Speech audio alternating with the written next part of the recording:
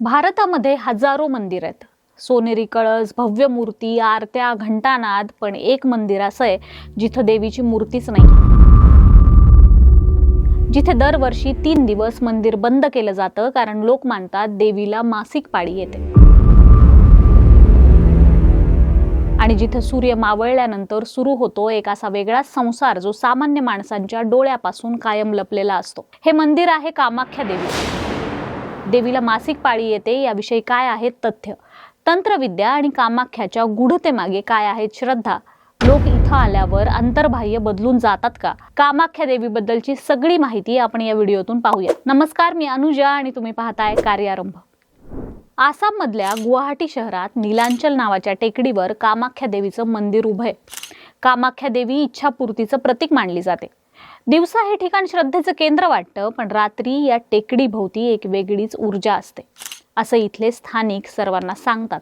कारण कामाख्या हे फक्त मंदिर नाही, ते भारतातल्या सर्वात गूढ शक्तिपीठांपैकी एक शक्तिपीठ मानलं जातं. अनेकांना प्रश्न पडेल, देवीची मूर्तीच नाही तर आत नक्की काय आहे? तर गर्भगृहात आहे एक नैसर्गिक पाषाण जो कामाख्या देवीच्या योनी रूपात आहे. तो पाषाण कायम ओलसर असतो कारण तो देवीच्या सर्जनशीलतेचं आणि नवनिर्मितीचं प्रतीक आहे. इथे देवीची मूर्ती नसली तरी तिचा वावर आणि आभास जाणवतो असं प्रत्यक्षदर्शी भाविक सांगतात. इथे देवीला पाहिलं जात नाही, इथे देवीला अनुभवलं जातं. गर्भगृहाच्या आधी असणाऱ्या एका हॉल सदृश्य जागेत देवीला बळी चढवलेले प्राणी दिसतात. नुकताच बळी दिलेला असूनही भाविक सांगतात त्या प्राण्यांच्या डोळ्यात पाहण्याची आपली हिंमत सुद्धा होत नाही, इतकं तेज त्यांच्या डोळ्यात साठलेलं असतं. ह्या तेजानं जणू तो सभा मंडपच चमकून जातो असा भास इथे आलेल्या भक्तांना होत असतो. पौराणिक कथेनुसार माता सतीने देहत्याग केल्यानंतर भगवान शिवांनी तिचं शरीर खांद्यावर घेऊन तांडव केलं. तेव्हा विष्णूंनी सुदर्शन चक्राने सतीचं शरीर विभक्त केलं. ज्या ज्या ठिकाणी तिचे अवयव पडले ती ठिकाणं शक्तिपीठ बनली आणि असं मानलं जातं की नीलांचल पर्वतावर सतीची योनी पडली. म्हणूनच कामाख्या देवी ही सर्जन शक्तीची देवी मानली जाते. इथे मृत्यूची पूजा नाही, इथे जीवनाची पूजा होते. स्त्रीत्व, उर्वरता आणि निसर्गचक्र या सगळ्याचं केंद्र म्हणजे कामाख्या. याच श्रद्धेचा सर्वात गूढ भाग म्हणजे अंबुबाची मेळा. दरवर्षी जून महिन्यात 3 ते 4 दिवस कामाख्या मंदिर पूर्णपणे बंद ठेवलं जातं. देवीवर एक पांढरा कपडा झाकून ठेवला जातो. या काळात कोणतीही पूजा होत नाही, कोणतंही दर्शन नाही, कारण लोक मानतात की या काळात देवी रजस्वला असते, देवीला मासिक पाळी येते. त्यामुळे देवी विश्रांती करत असते.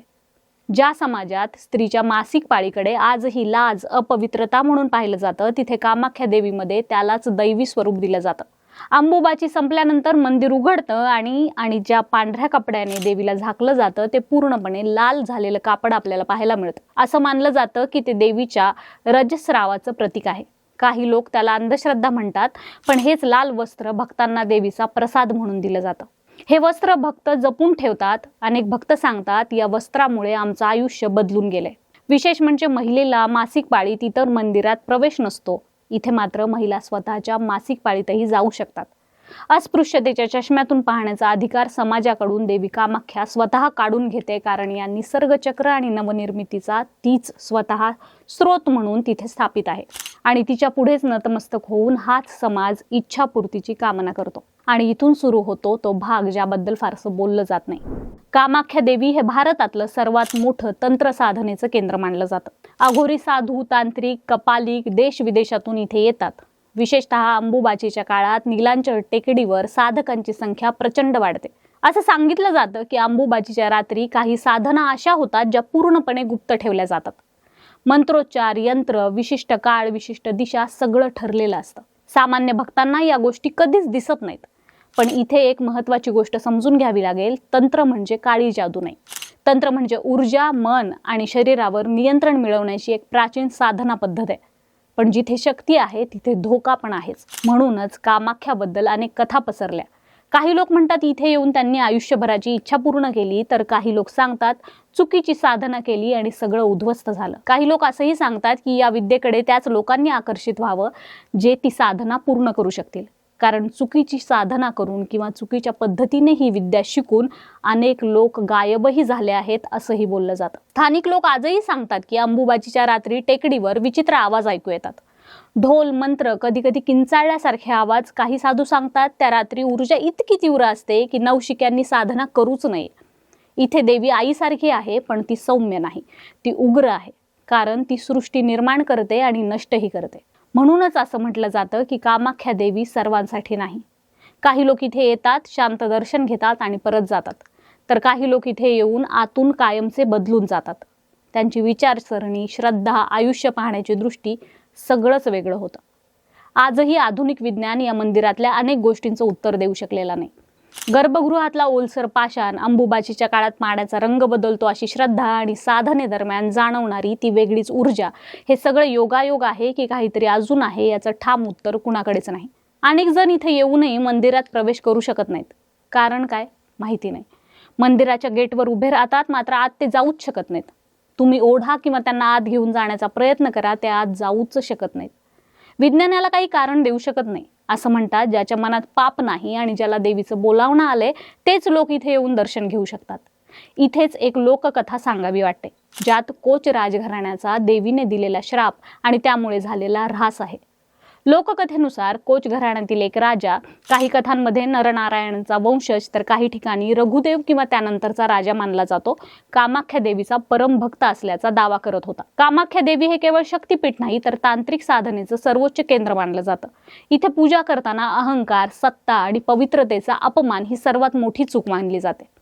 कथेनुसार त्या राजाने तिन्ही मोठ्या चुका केल्या. पहिली चूक अशी सांगितली जाते की राजाने देवीला राज्याची देवी मानून मंदिरावर आणि पुजाऱ्यांवर आपला राजकीय अधिकार गाजवण्याचा प्रयत्न केला. तांत्रिक परंपरेनुसार देवी कोणाच्याही अधीन नसते, पण राजाने मंदिरातील विधी, नैवेद्य आणि पूजा पद्धतीत हस्तक्षेप केला. दुसरी मोठी चूक म्हणजे राजाने देवीच्या गुप्त तांत्रिक विधींबाबत अहंकाराने प्रश्न उपस्थित केले. काही कथांमध्ये असं सांगितलं जातं की त्याने देवीच्या मासिक रक्तस्रावाशी संबंधित परंपरेवर संशय घेतला आणि त्याचा उपहास केला. कामाख्या देवीच्या भक्तांसाठी ही परंपरा सृष्टीची ऊर्जाशक्ती मानली जाते, पण राजाने तिला अंधश्रद्धा किंवा अपवित्र ठरवण्याचा प्रयत्न केला. तिथे खरंच असं घडतं का हे पाहण्यासाठी तिथल्या ब्राह्मणाकडून मंदिरात एका भागातून राजाला देवीचं दर्शन घडवलं गेलं. देवी क्रोधित झाली आणि तिने ब्राह्मणाला दगडात रूपांतरित केलं आणि कोच राजघराण्याला मंदिराकडे न पाहण्याचा आणि राजघराण्याचा ऱ्हास होण्याचा श्राप देऊन टाकला. असे या लोककथांमध्ये बोललं गेलं असलं तरी देखील लोकांची यावर श्रद्धा आहे. तिसरी आणि सर्वात गंभीर चूक म्हणजे राजाने देवीची कृपा मिळावी म्हणून अहंकारातून कठोर तांत्रिक साधना केली, पण त्यामागे भक्ती नव्हती, तर सत्ता वाढवण्याची लालसा होती. तांत्रिक श्रद्धेनुसार अशी साधना केल्यास देवी प्रसन्न होत नाही, उलट रौद्र रूप धारण करते. या अपमानामुळे देवी क्रोधित झाली आणि अशी लोककथा सांगते की देवीने कोच घराण्याला श्राप देऊन टाकला, तुझ्या वंशात राज्यच टिकणार नाही. भाऊ भावाशी लढतील, राज्याचे तुकडे होतील आणि नाव उरेल, पण वैभव नष्ट होईल. यानंतर श्रद्धेनुसार जे घडले ते असं सांगितले जाते की कोच साम्राज्यात राजघराण्यातील अंतर्गत संघर्ष वाढले, राज्याचे विभाजन झाले. कोच बिहार, कोच हर, कोच आसाम असे भाग झाले आणि काही पिढ्यातच हे सामर्थ्यशाली घराणे इतिहासात मागे पडले. आजही या राजघराण्यातील लोक देवाकडे आणि नीलांचल टेकडीकडे नजरही फिरवून पाहू शकत नाहीत. आणि कदाचित याच अनुत्तरित प्रश्नांमुळे कामाख्या देवी आजही गूढ आहे. जर तुम्हाला वाटत असेल की देव म्हणजे फक्त आरती आणि प्रसाद, तर कामाख्या देवी तुमचा तो भ्रम मोडेल. आणि जर तुम्ही मानत असाल की श्रद्धा आणि रहस्य एकत्र नांदू शकत नाही, तर त्यांनी एकदा नीलांचल टेकडीवर जरूर जायला हवं. बाकी आमची भक्तीवर आधारित ही स्टोरी तुम्हाला कशी वाटली ते आम्हाला कमेंट करून नक्की सांगा. कार्यारंभवर नवे असाल तर चॅनलला सबस्क्राईब करा, व्हिडिओला लाईक करा, शेअर करा आणि कार्यारंभ डिजिटल या फेसबुक आणि इन्स्टा पेजला फॉलो करायला विसरू नका. धन्यवाद.